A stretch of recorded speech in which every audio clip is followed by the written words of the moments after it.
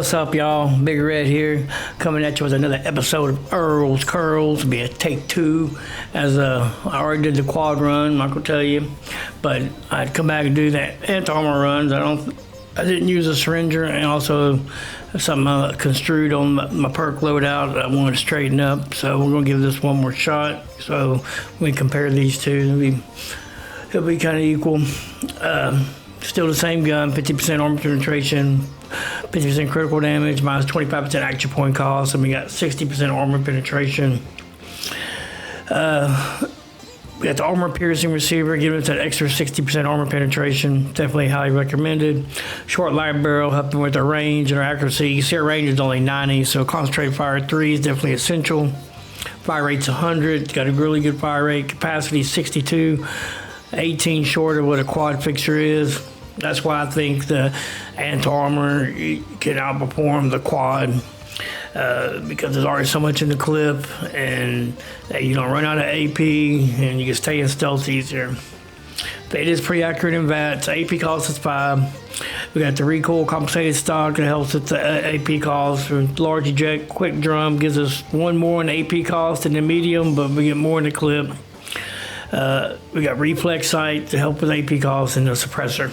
Really fun weapon, really fun commando weapon. Blocker maxed out, 45% less damage from our melee attacks, definitely essential for the Wendigos and Earl. Tribal pharmacy maxed out for our chems. Gotta have some drugs and apocalypse to survive. We got our commandos maxed out to give us max damage.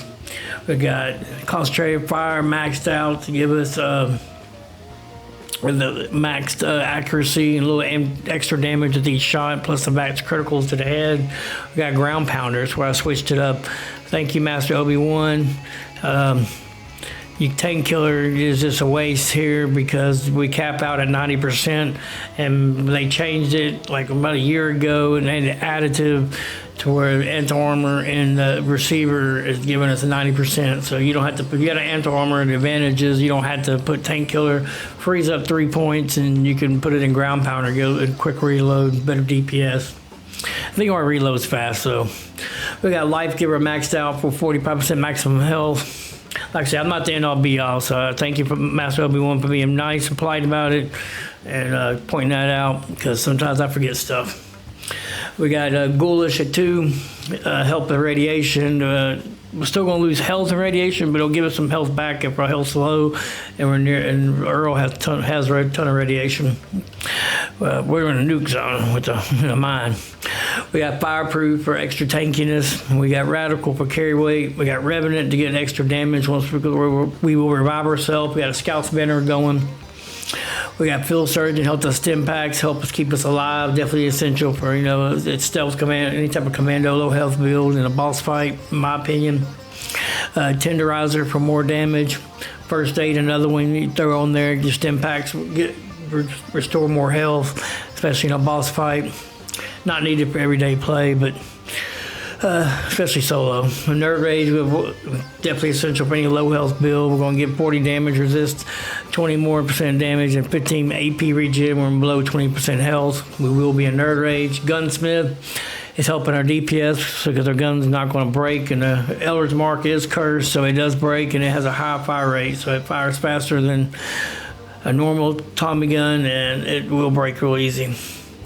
We got Action Boy for AP regen. I know, don't kill me. Covert Operative 2. I'll do another run with it maxed out, compare if that 20% is hurting us or not. But I made room for Secret Agent, so make sure I'm staying in stealth, because stealth's so finicky. I'm going to pop a Stealth Boy 3 and to help. We got Adrenaline maxed out for damage. We'll stack up our Adrenaline on the way in. Escape Artist to try to stay hidden. Born Survivor, kick in those sim packs. Mr. Sandman, get extra 100% critical damage, sneak damage. I do recommend doing this at night. You get more damage with these two than just Covert Operative at 50.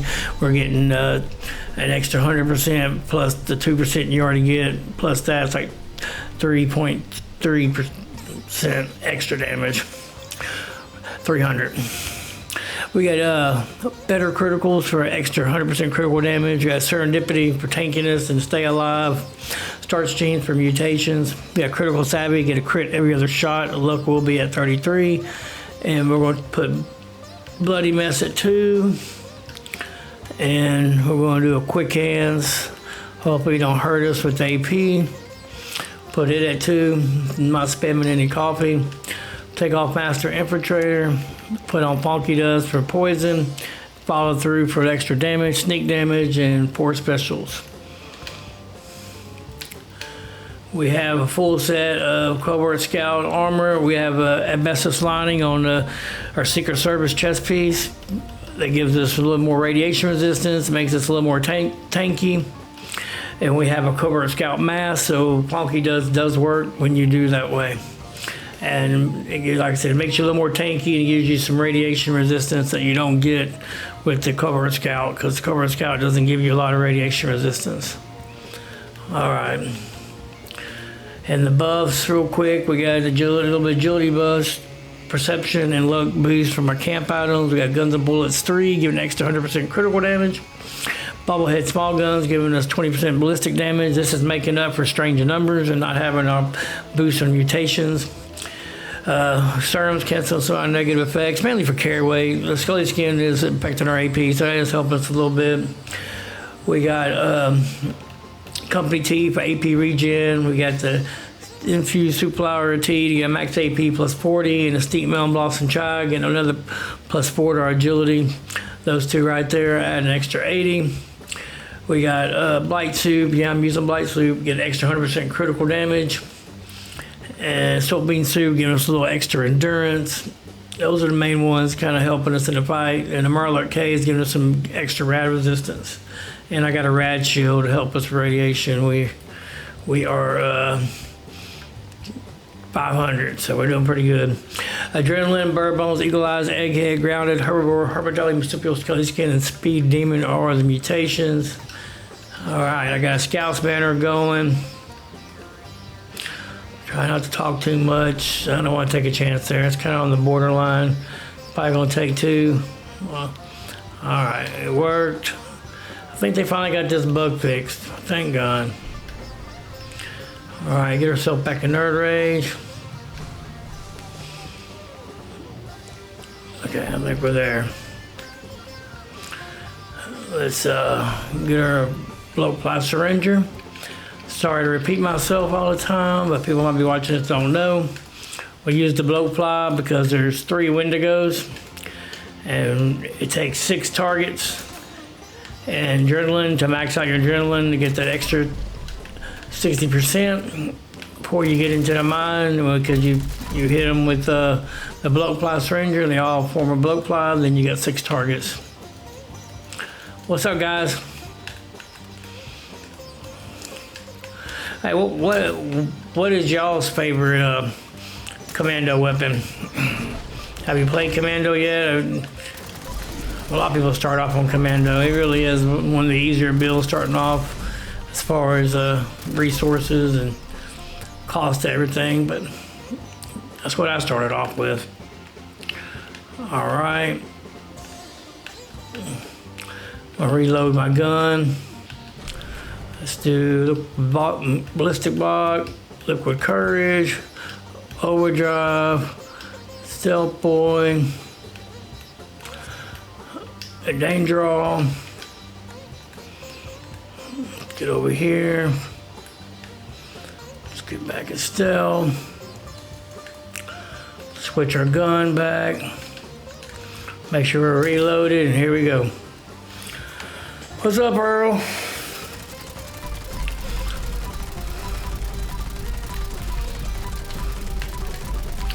What's up, Earl? Say hello to my fellows, Mark, Earl. Getting really good damage.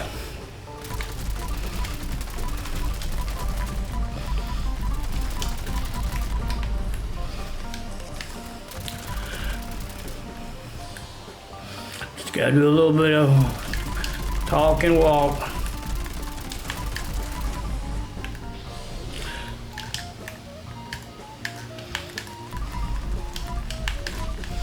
We'll stack up that adrenaline. Maybe it'll help us out.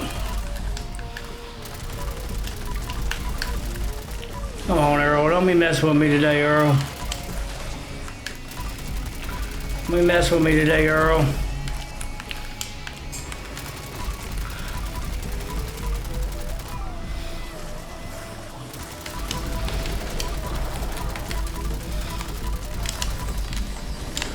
How'd I get stuck in there?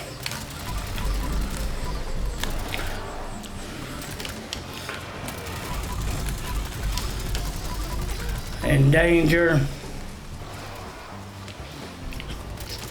Not today, Earl. Not today, Earl. Not today, Earl. I think we did better this time. Hopefully, I feel like I can get it under 1:30. So easy to get the first 30 seconds, but then you can see the struggle, you know, trying to stay in still, constantly fighting, popping up, and trying to stay hidden. It's like everything went in our favor that day. Today, it feels like that way. It felt cleaner. How it depends on these Wendigos start spawning, and you start trying to click in VATs, and you want to keep a little bit of a distance on Earl. You just kind of, if you're a newer player, you're about to try this, you just gotta zigzag. You kind of let him be in front of you a little bit, and just walk, you know, kind of side to side, back to forth, and you're gonna see yourself pop up a lot. You just gotta jump, do a lot of jumping, jump around, and as soon as you land, get back, press back down in your stealth. It kind of helps you hidden when you jump, and then press back down, kind of take it off like that, and then come back down. Sometimes you just need to kill the Wendigos that are right there. I like to try to keep all my attention on Earl, but probably a better thing would to kill those few Wendigos so they don't just take you out of your VATs. So y'all tell me what y'all think. What is y'all's favorite commando weapon, and what is y'all's favorite play style? Do y'all like trying to play stealth? I mean, I really more of a running gun. I like it. I always think we get more damage just with our commando weapons. And I without having to use stealth, and like I like dancing around, but toe to toe kind of run and gun type of style. But I do like the challenge of stealth. It is challenging. It definitely had to be very strategic and be paying attention in the fight. And every little thing that's going on. So it has its own. Last round kind of sucks. The vampire is not bad. +1 perception, I guess, and power armor. I guess I don't know. Not really a great roll, but at least it's the vampires. But all right, I'm gonna clip in that other fight. I'm gonna edit some of it out. I'm not gonna show all my buffs. The buffs will be the same. I'll down myself the same. I'll probably show the perk loadout and the gun, but I'll edit some of it out so it ain't like super long. All right, here we go. What's up, y'all? Big Red here, coming at you another episode of Earl's Curls. As we compare the anti-armor Elder's Mark to the quad Elder's Mark, let's see which one.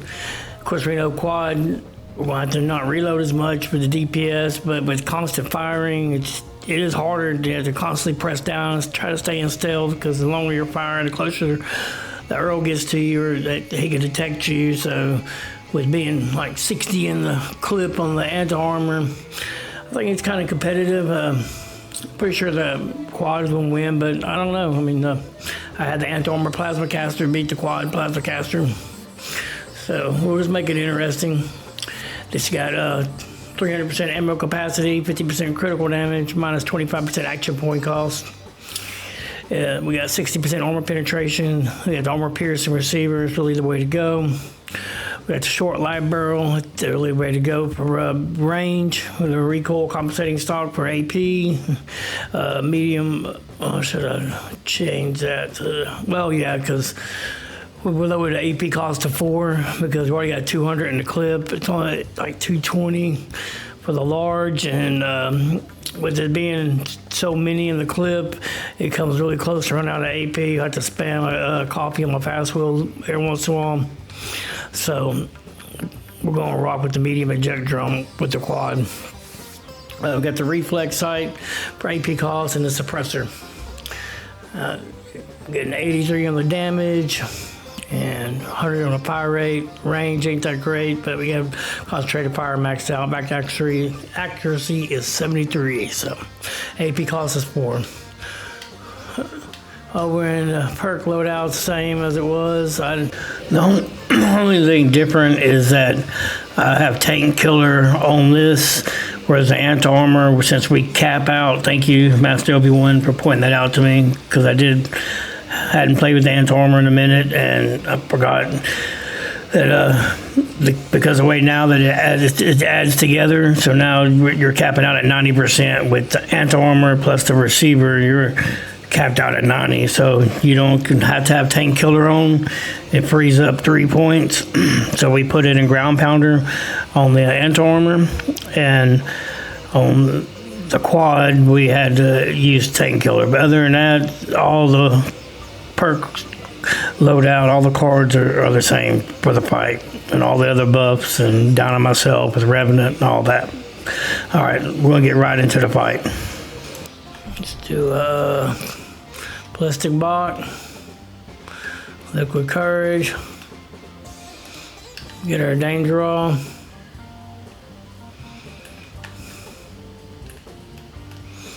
Stealth boy.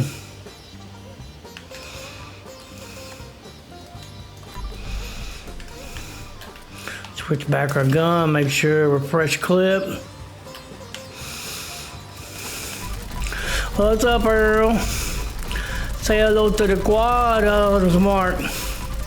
How you like it, man? Get away from that stuff.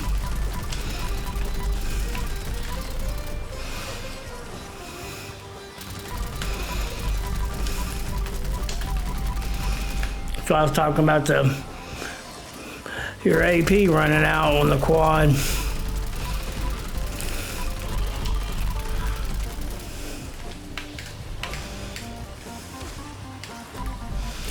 The only thing, AP running out. I gotta get back into stealth. See, that's what I'm talking about. How the heck do y'all know I'm there?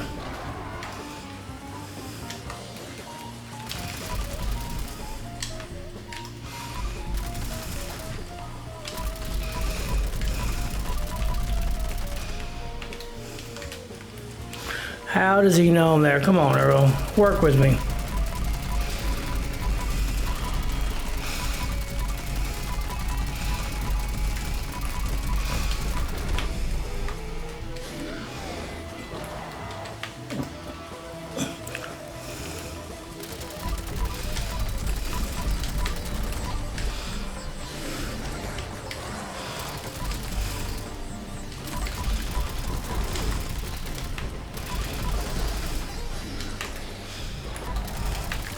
Come on, Earl. Work with me, Earl. Get your guys off of me. Oh, it's close. As I said, stealth is a lot more trickier than, to me, been working and then doing power armor, heavy gun. Got him. All right, now we're going to compare the two side by side and see if the anti-armor Elder's Mark king over the quad Elder's Mark. I know fixers, I've always got better with my quad, but with the Elder's Mark, with being more in the clip, like I said, I think it's going to be interesting. All right, here we go. We got the quad on the bottom, anti-armor on top. As you can see, the anti-armor stops off and gets a pretty good jump with the quad, but then the quad catches up because it's not having to reload. I do have to spam a little more coffee occasionally with the quad, running out of AP. and it's harder to stay in stealth. So you're trying to keep that stealth bonus going with the quad, because the more you're firing constantly, the Earl starts to pick up on it, and or the window goes, and you got to jump around, and try to get back into caution.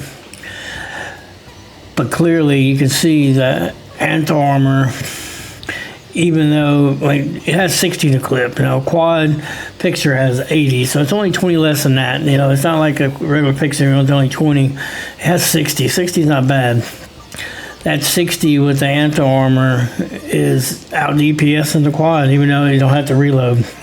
Now, there was no such thing as, had to worry about AP. I believe the quad would not got beat. I think it would have passed it up with the reloads and not having to spam coffee.